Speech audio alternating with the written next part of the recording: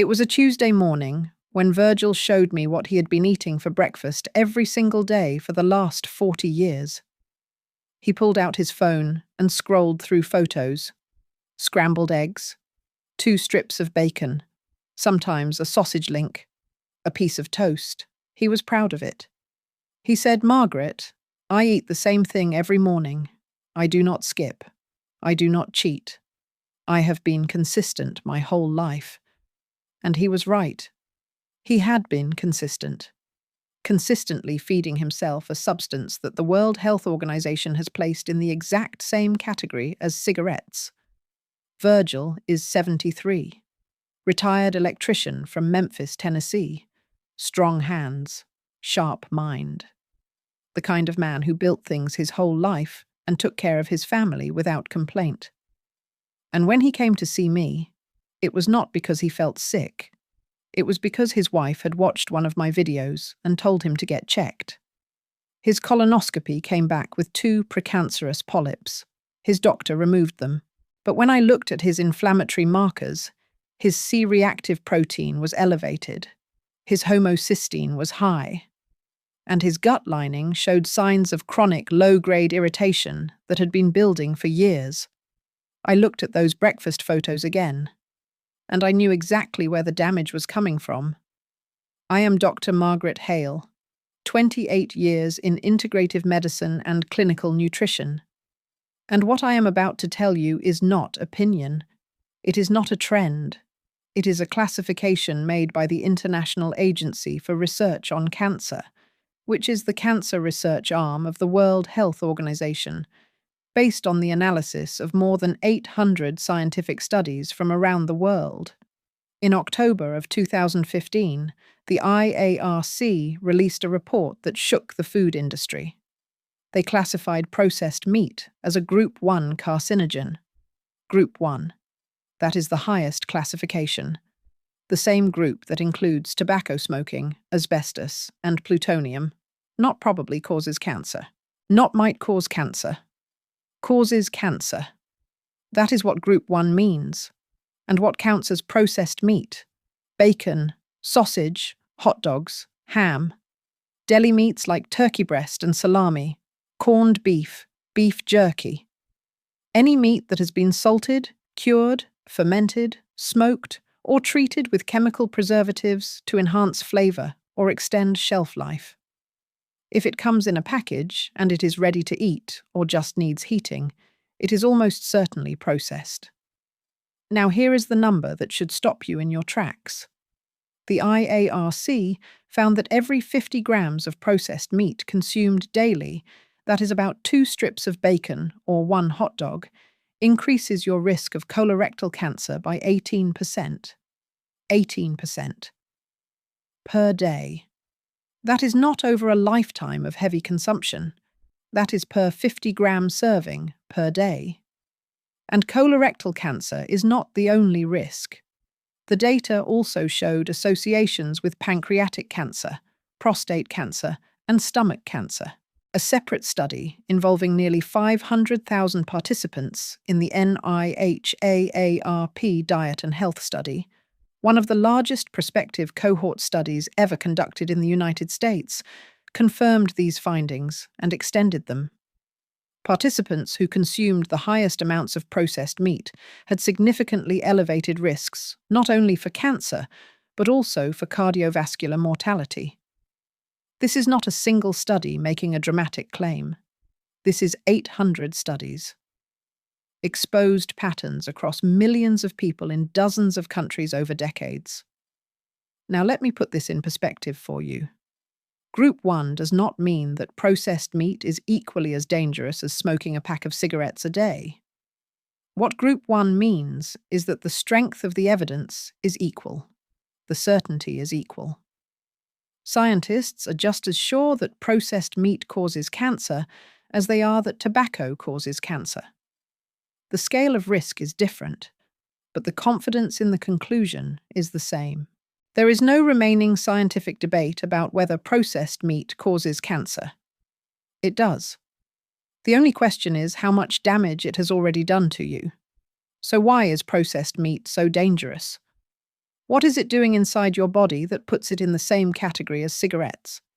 There are three mechanisms, and once you understand them, you will never look at that breakfast plate the same way. Mechanism number 1. Nitrites and nitrosamines. When processed meat is manufactured, sodium nitrite is added as a preservative. It prevents bacterial growth and gives the meat that characteristic pink color. But here is what happens when you eat it. The sodium nitrite reacts with the amino acids in the meat inside your stomach and your gut. That reaction produces compounds called nitrosamines. And nitrosamines are among the most potent carcinogens ever identified in food science. Think of nitrosamines like microscopic shards of glass dragging across the lining of your intestines. Every time they pass through, they scratch the DNA inside the cells that line your digestive tract. Most of the time, your body repairs those scratches. But over years and decades of daily exposure, some of those scratches become permanent mutations. And when the wrong gene gets mutated, a cell starts dividing without control. That is how cancer begins.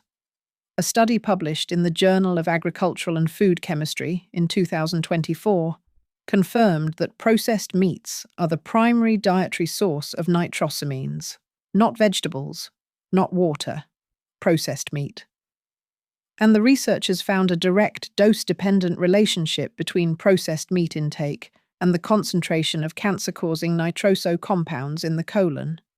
And here is the part that makes this truly alarming.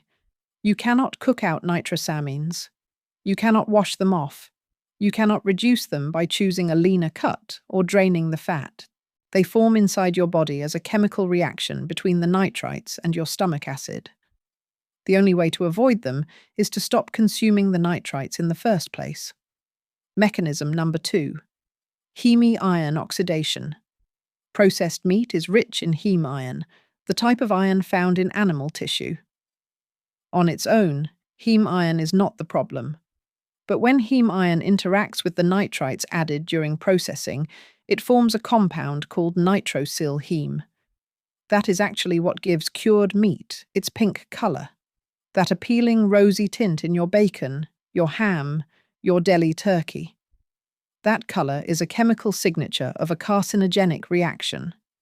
A landmark study published in Nutrition Journal in 2025, part of the EPIC cohort, one of the largest nutritional studies ever conducted in Europe involving over 400,000 participants, found a direct association between dietary Nitrosyl-heme intake from processed meats and colorectal cancer risk. The higher the intake, the higher the risk. No threshold, no safe amount identified. Think about that for a moment. The pink color that makes processed meat look fresh and appetizing is literally the chemical fingerprint of a carcinogenic compound. That color is not natural. In nature, cooked meat turns gray or brown. The only reason your bacon stays pink is because of a chemical reaction between nitrites and heme iron that produces a compound directly linked to cancer. Mechanism number 3. Lipid peroxidation. When heme iron reaches your gut, it triggers a chain reaction called lipid peroxidation. It attacks the fatty membranes of your intestinal cells, creating toxic byproducts called malondialdehyde and 4-hydroxynonenal. These compounds do not just damage DNA, they also create chronic inflammation in your gut lining. And that chronic inflammation, sustained over years, is one of the primary drivers of tumor development.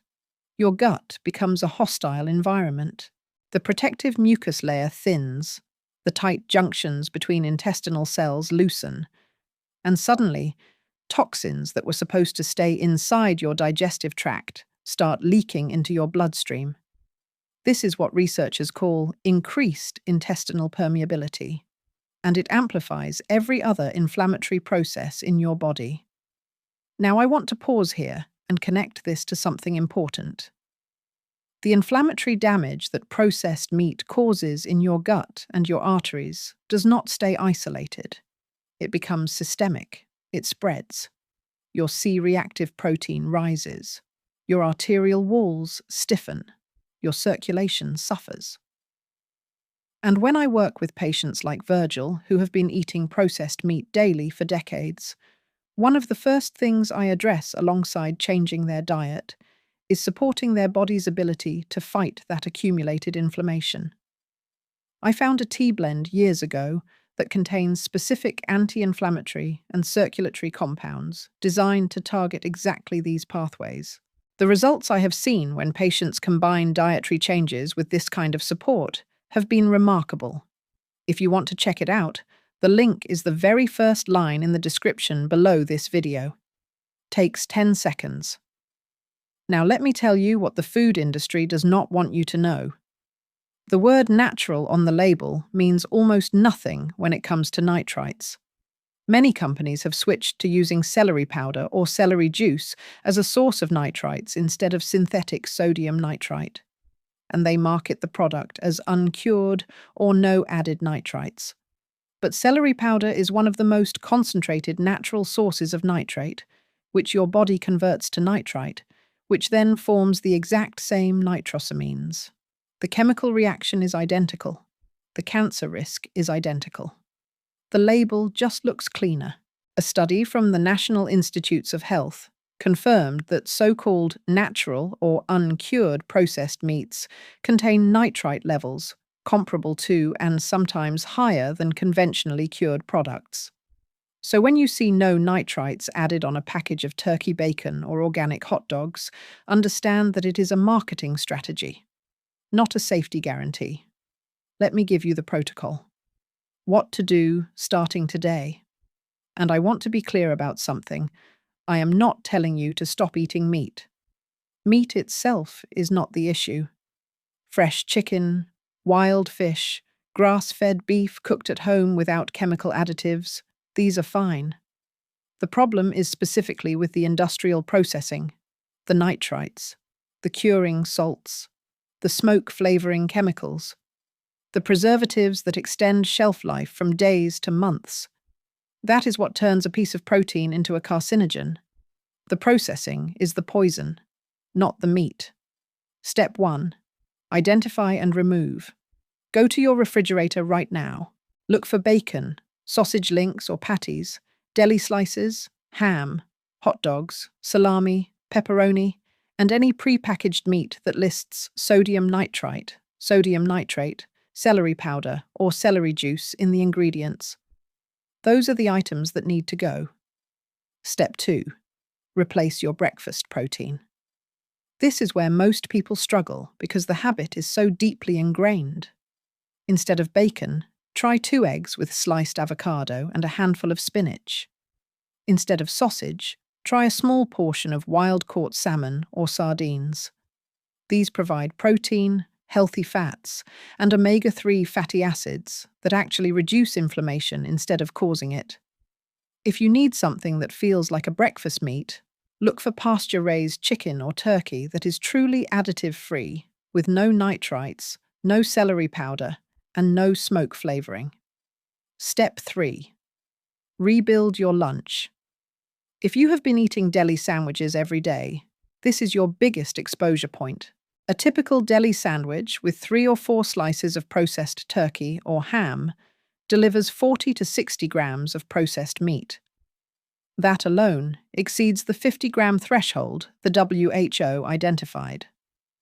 Replace it with grilled chicken breast you cook at home, canned wild tuna, hummus with vegetables, or leftover roasted chicken from dinner.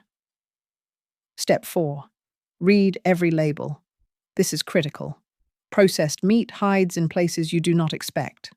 Frozen pizzas, canned soups, pre-made salads, pasta sauces with meat. Even some protein bars contain processed meat derivatives. If sodium nitrite, sodium nitrate, potassium nitrate, celery powder, or celery extract appears in the ingredient list, it is processed meat. Treat it accordingly. Step 5. Give it 7 days. I tell every patient who starts this protocol to commit to just 7 days with 0 processed meat. Not because 7 days will undo decades of damage, but because 7 days is enough for you to feel the difference. Most patients report reduced bloating within 3 days, better energy after meals within 5 days. And by day 7, the idea of going back to bacon feels less appealing than they expected. The habit weakens faster than you think once the inflammation starts clearing. Step 6. Support your gut repair. After years or decades of daily processed meat exposure, your gut lining needs time to heal. Foods rich in polyphenols help repair intestinal cells. Blueberries, green tea, extra virgin olive oil, and raw red onion are among the most effective. Quercetin, which we talked about in the last video, also plays a role here because it helps clear the damaged senescent cells that accumulate in chronically inflamed tissue. Now let me talk about the 2 mistakes that sabotage the transition. Mistake number 1. Replacing processed meat with processed alternatives. Many people switch from regular bacon to turkey bacon, or from beef hot dogs to chicken hot dogs, and think they have solved the problem. But if the replacement product still contains nitrites or celery powder, the carcinogenic mechanism is identical. The type of animal does not matter. The processing method does. You are essentially swapping a carcinogen for an anti-inflammatory compound. That is not a sacrifice. That is an upgrade. Mistake number 2. Thinking moderation is safe. I hear this constantly. I only have bacon on weekends. I only eat deli meat once or twice a week. But the WHO data shows a dose-dependent relationship with no identified safe threshold. Every exposure adds cumulative DNA damage. This is not like alcohol, where moderate consumption might have some neutral or mixed effects. With processed meat, the evidence points in one direction. Less is always better. None is best. Let me tell you what happened with Virgil. When I explained the WHO classification to him, he did not believe me at first. He said, "Margaret, I have been eating bacon since I was a boy. My father ate bacon. His father ate bacon." And I said, "Virgil, your father's bacon did not have the same chemical additives that yours does, and your father did not eat it with the same frequency in the same processed form." The industrial processing of meat has changed dramatically in the last 50 years. What your grandfather ate and what you are eating share a name, but not a recipe. The scale of chemical processing in today's meat industry is something previous generations never experienced. And the cumulative damage from 40 years of daily exposure is something their bodies never had to deal with. It took time. I did not rush him. Change has to come from understanding, not from fear. He was resistant for the first 2 weeks. His wife helped. She started making eggs with avocado and tomato. She replaced his deli lunch with grilled chicken wraps. She kept wild salmon in the freezer for mornings when he wanted something hearty, and she stopped buying anything with nitrites on the label. She became the gatekeeper. And Virgil, stubborn as he was, let her. By the end of the first month, his C-reactive protein had dropped by 30%. By month 3, his follow-up colonoscopy showed no new polyps. His energy in the afternoon improved. He told me one day that he had not realized how heavy he used to feel after lunch until the heaviness was gone. That sluggish feeling after a deli sandwich that he thought was just aging, it was inflammation. And when the sauce was removed, the inflammation began to clear. That is the power of removing a single toxic input from your daily routine, not adding a supplement, not starting a complicated program, just stopping one thing. Virgil still eats meat. He eats chicken. He eats fish. He eats grass-fed beef that he grills at home without any chemical additives. What he stopped eating is the processed version, the version with the nitrites, the version with the pink color that looks appealing but signals danger. If someone you love is over 60 and eats bacon, sausage, deli meat, or hot dogs on a regular basis, send them this video. Not to scare them, to inform them. Because the World Health Organization has already classified this as a Group 1 carcinogen, the same category as cigarettes. And most people have no idea. Drop a comment below and tell me what was the hardest processed meat for you to give up. Or if you are just learning this for the first time, tell me that too. I read every single one. And if you want to keep getting this kind of evidence-based research delivered to you every 2 days, make sure you are subscribed to this channel. What we are covering in the next video will change how you think about an ancient seed that scientists just discovered can dissolve cancer cells and reverse 20 years of artery damage. You absolutely do not want to miss it. Let me leave you with this. You cannot control your genetics. You cannot control your age. But you can control what goes on your plate every morning. And now you know that what has been going on your plate may be one of the most dangerous substances the WHO has ever classified. One change, one breakfast, one decision. That is where it starts. Your body has been absorbing the damage for years, maybe decades, but it also has a remarkable ability to heal when you remove the source of the damage. Your gut lining can regenerate, your inflammatory markers can drop, your risk can decrease, but only if you act on what you now know. And that tea blend I mentioned, the one that helps address the inflammatory damage from years of processed meat exposure, it is right there in the description.